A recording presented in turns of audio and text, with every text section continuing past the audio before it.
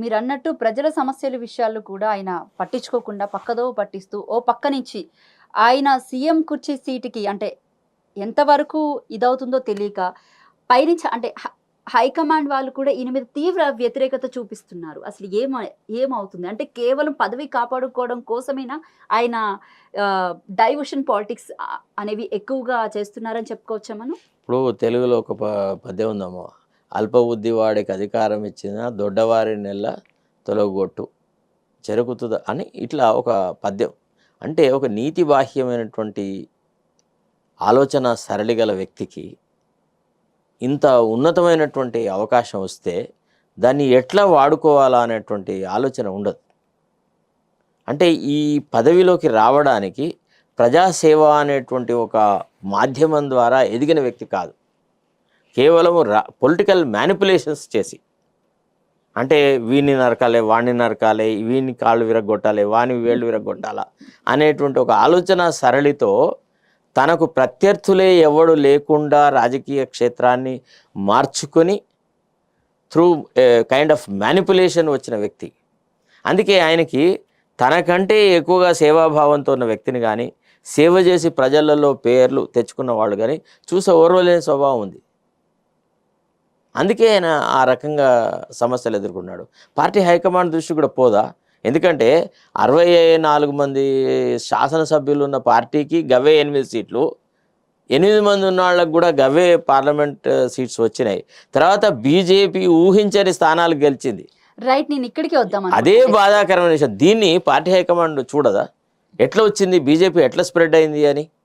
ఇప్పుడు తెలంగాణ రాష్ట్రం ఏర్పడేటప్పుడే కాంగ్రెస్ పార్టీకి కొన్ని అపోహలు క్రియేట్ చేసినారు ఇక్కడ ఉన్న సమైక్యవాదులు. ఏమని, తెలంగాణ రాష్ట్రం అంటూ ఏర్పడితే మీరు పల్లెలలో పెట్టి తెలంగాణ రాష్ట్రాన్ని బీజేపీకి అప్పగిస్తారు, అసలు బీజేపీలో కమ్యూనల్ ఫోర్సెస్ బాగా స్ట్రెంథన్ అవుతుంది, తెలంగాణ రాష్ట్రంలో అశాంతి ప్రబలుతుంది, నక్సలైట్ల ఆలవాలం అవుతుంది అనేటువంటి వాదనలు చేస్తూ తెలంగాణ రాష్ట్రం ఏర్పడాన్ని పోస్ట్పోన్ చేస్తున్నారు సమైక్యవాదులు.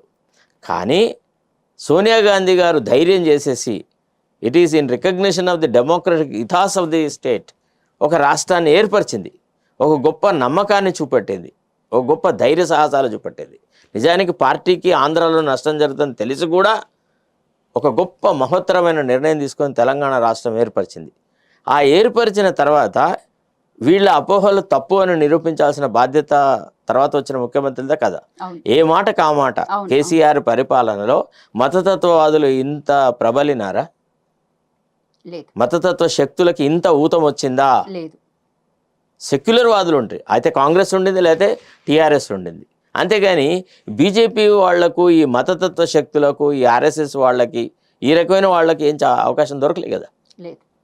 అందుకే మజ్లిస్ లాంటి పార్టీలు, అంటే ఎవరైతే మైనారిటీస్ని రిప్రజెంట్ చేస్తున్నారో, ఎవరైతే కొంత భయాందోళనలు ఉన్నారో వాళ్ళంతా ఎవరో ఒక గట్టి కొమ్మకు వేలాడుతున్న వ్యక్తులు.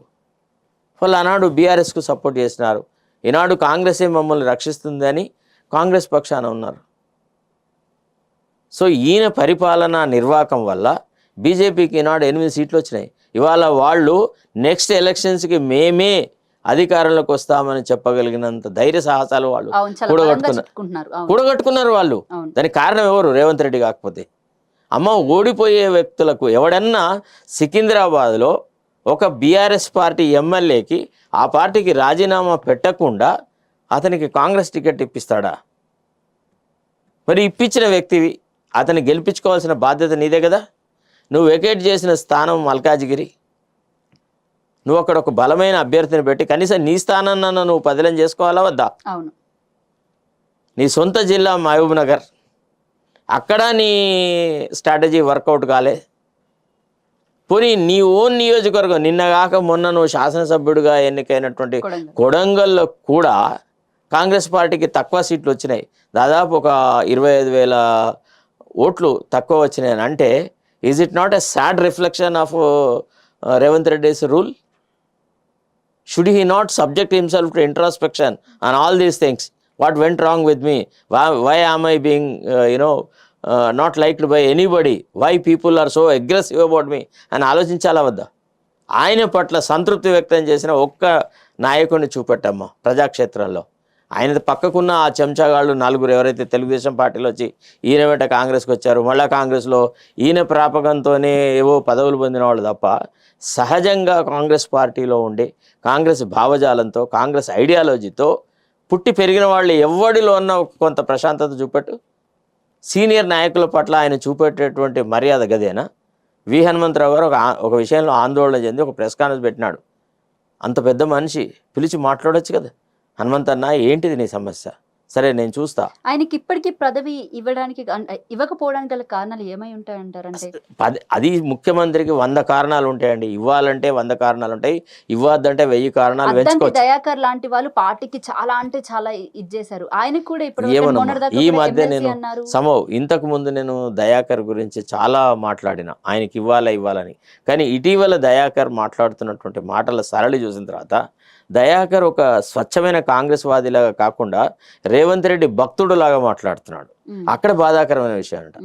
దయాకర్లో చాలా డైల్యూషన్ వచ్చింది. ఇప్పుడు ఒక వ్యక్తి లోపల పెద్ద శ్రీ మహావిష్ణువుని చూడడము అనే తప్పు. దయాకర్ లాంటి స్థాయి గల వ్యక్తి కాంగ్రెస్ భావజాలం గురించి మాట్లాడాలా, కాంగ్రెస్ ఐడియాలజీ గురించి మాట్లాడాలి, కాంగ్రెస్ పార్టీకి ఒక వైభవం తీసుకురావడానికని మాట్లాడాలి. ఎవరైతే ఈ పరిపాలనలో లాభం పొందలేకపోతున్నారో, ఏ రకమైన సంక్షేమం వాళ్ళకు జరుగుతలేదో వాళ్ళ పట్ల మాట్లాడాలా. అది మానేసేసి రేవంత్ రెడ్డి గుణగానం చేస్తూ ఉన్నాడు. ఆయన ఏదైతే ఎక్స్ప్లెనేషన్స్ ఇచ్చినాడో మొన్న బీజేపీకి ఇన్ని సీట్లు రావడానికి కారణం ఇది అని, తర్వాత కాంగ్రెస్ తక్కువ సీట్లు రావడానికి, మిగతా అన్ని విషయాలు అంటే రేవంత్ రెడ్డి ఫెయిల్యూర్స్ అన్నీ కప్పిపుచ్చుతూ ఈయన మాట్లాడినటువంటి మాటల విధానం చూస్తే ఆయనలో అసలు విచక్షణ ఉందా లేదా అనిపిస్తుంది. ఇంకా ఆయనను పిసిసి అధ్యక్షుడు చేస్తారని అంటున్నారు. చాలా ఎమ్మెల్సీ అయిపోయింది, నాగర్ కర్నూలు టికెట్ అయిపోయింది, ఇప్పుడు పిసిసి అధ్యక్షుడు. ఇప్పుడు ఒక రకంగా నేను అనుకుంటే ఆయనకి ఏ టికెట్ ఇవ్వకపోవడమే కరెక్ట్ ఏమో అనిపిస్తుంది. ఒకవేళ ఇంత వ్యక్తిత్వం లేకుండా కనుక ఆయన ప్రవర్తిస్తే, ఇంత పూర్తిగా ఒక బాటంలెస్ టంబ్లర్గా ఆయన ఉంటే, ఆయన ఇంత పెద్ద పార్టీని లీడ్ చేయగలడా అనేది డౌట్. ఎందుకంటే అన్ని వర్గాల వాళ్ళకి నేనున్నా అని ఒక పెద్దన్న మనస్తత్వం చూపెట్టాల్సిన వ్యక్తి ఇవాళ అది కాకుండా కేవలం ముఖ్యమంత్రి గుణగానం చేయడంలోనే, ముఖ్యమంత్రిని కొనియాడడంలోనే తన సమయాన్ని వెచ్చిస్తున్నాడు అని అంటే కొద్దిగా ఆలోచించాల్సి వస్తుంది. వేరే వాళ్ళకు కూడా కాన్ఫిడెన్స్ ఉండాలి కదా. మరి ఈయన నాయకత్వంలో పిసిసి అధ్యక్ష స్థానం ఉంటుంది అంటే ఎంతో బాధాకరంగా ఉంటుంది. ఇప్పుడు పార్టీతో ఎదిగిన వ్యక్తి పార్టీలో ఉన్న కార్యకర్తలందరికీ రక్షణ కల్పించాలా. ఇవాళ ఏముంది, తెలుగుదేశం పార్టీ బ్యాక్గ్రౌండ్ లేకుంటే పార్టీలో ఎదుగుదలే లేదు.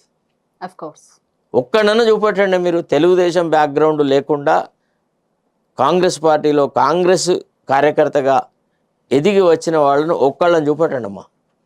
30 సార్లు పార్టీ మార్చిన వాళ్ళను డిఫెక్టర్స్కే ఈనాడు అందలం ఎక్కిస్తున్నాడు. ఇది కదా పార్టీ కార్యకర్తలకు ఉన్న ఆందోళన.